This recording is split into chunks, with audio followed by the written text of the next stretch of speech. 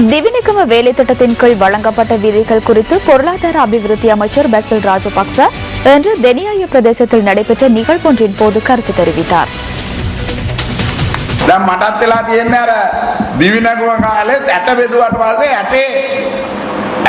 திவினகம வேலை திட்டத்தின் விதைகள் விநியோகிக்கப்பட்டதன் பின்னர் அதனை பின்தொடர்ந்து சென்று மண்ணை பதம் பார்த்து நீரை ஊற்றி அவதானிக்க வேண்டிய நிலையே எனக்கு ஏற்பட்டுள்ளது. அது தவறானது என்ற போதிலும் எங்கு குறைபாடு உள்ளவர்கள் விதை முளைக்கவில்லை என குற்றத்தை எம் மீது சுமத்துகின்றனர்.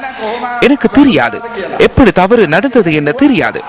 வெண்டிக்காய் மற்றும் வேறொரு விதையை மாற்றியுள்ளதாக கூறுகின்றனர். ராஜபக்ச குடும்பத்தினர் இந்த விடயம் தொடர்பில் நன்கறிவர். ஏனெனில் நாம் தெற்கில் பிறந்து வளர்ந்தவர்கள். வெண்டிக்காய் விதையினையும் பருத்தி விதையினையும் அடையாளம் கண்டு கொள்ள முடியாதவர்கள் அல்ல. நாங்கள் உங்களை போன்று தெற்கில் வாழ்ந்தவர்கள். ஆகவே இது எமக்கு நன்கு தெரியும். எனினும் அவற்றை செய்ய உங்களின் ஒத்துழைப்பு அவசியமாகின்றது.